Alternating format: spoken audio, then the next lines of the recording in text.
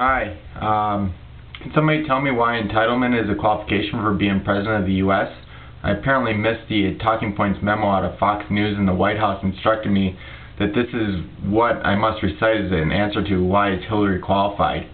Secondly, why is it that a question of race or gender? Is Hillary Aryan Nation or Barack Obama transgender? I don't think so. Nope. So why are these issues again? Now let's talk about the 2006 elections and the recent special elections in red states. What were they a referendum on? More than anything else, the war on Iraq, with a side note of no more good old boys in Congress who are completely detached from what people of this country need in these increasingly difficult times.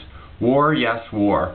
Over 70% of the population feels we need to get out of Iraq, and not only soon but responsibly. Hillary voted for the war, and yet to this day has not made any amends to the American people, nor any apologies to the Democratic Party base. Why is this so? I can tell you why. Hillary is in 2002 decided it was in her best political future interest to vote in favor of authorizing action against Iraq, to look strong on defense, to be hawkish. If she did not vote for it come 2004, if the war turned out as we were told it was, and the Iraqi people were in the street with roses and kissing our soldiers, Bush's support would be way high. But it wasn't. Hillary would have had no chance in hell of running against him or his successor in 2008, as she would have been painted, as all Democrats are, as weak on defense.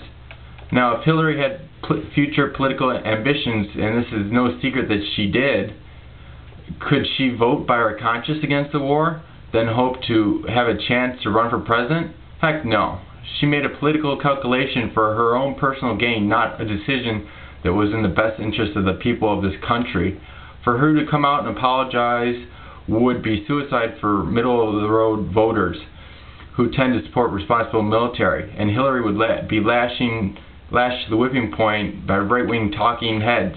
The Democratic base, though they would hate to have done it, would have accepted an apology and seen a sign of humility within Hillary, and not the inaccessible shrewdness betrayed of her, and why she went out and did her tears, photo ops, and drinking shots with the good old boys.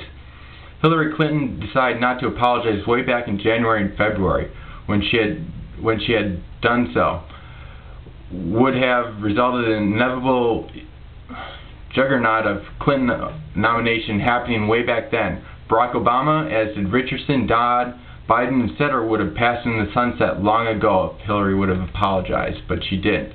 Hillary's political decision to brush off all the anti-war supporters as yesterday's news or crumbs on her pantsuit was her political decision, not anyone else's.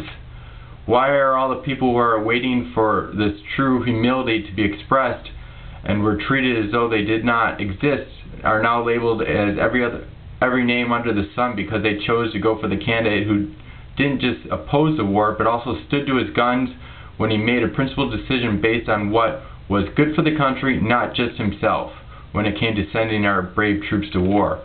I am college educated, yet I have to work as well, but according to pundits and Hillary supporters, I am not important. I am elite, I do not have to work, and apparently I have a golden ATM stuck up my ass that gives me nothing but money and I don't have to work. How is this so? This is working class? Give me a break. When did the American dream have college education removed from the list? When has ignorance of issues and laziness to understanding how government affects one's life become the standard by which voters are supposed to choose the best candidate? When has entitlement begun to trump responsibility? The older generation's responsibility has resulted in a $9 trillion national debt that is now the younger generation's entitlement. $30,000 each and every one of us owes, and thanks to the older generation's entitlement of which they will never be responsible. Thank you, but no thanks. I'll live without it. I have never used Hillary's womanness to make my decision, nor have I used Barack's blackness either. My original favorite was Bill Richardson, and I did not come to that conclusion based on his Latino-ness. I came to that belief due to his experience as a diplomat, a state executive, and as a person from the real West, not Texas West, where we are autonomous from DC politics and just ask that we don't be dragged into their wars and bickering.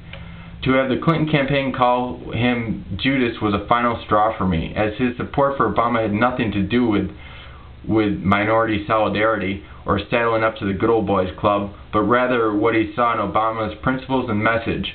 I would really like to know why the argument being spread about the unfairness of the end results of the DNC Rules and Bylaws Committee is so demeaning to the voters in Michigan and Florida, and why Clinton is championed as every voter, the champion of every voter, having his or her say, while at the same time her official website censors out all comments that are not 100% supporting Hillary.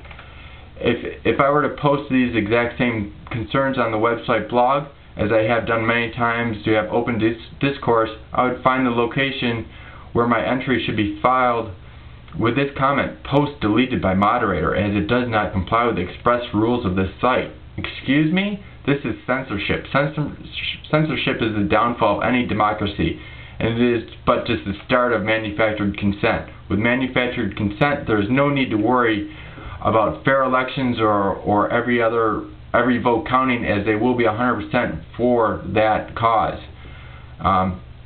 Open discourse is not allowed by Hillary, her campaign, and many pro-Hillary supporting sites. Yet I am supposed to have faith that Hillary, once in office, will be open to and a strong supporter of the rights of all people? You've got to be kidding me. 1 and 1 do not add up to 3. Sorry, Hillary.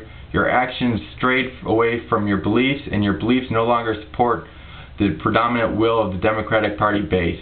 Your failures are your own, and I'm tired of being blamed for your poor choices and actions. Return to your roots and accept some humility. Otherwise, change your party affiliations, just as Joe Lieberman has done, to accurately reflect your stance on the important issues we face today.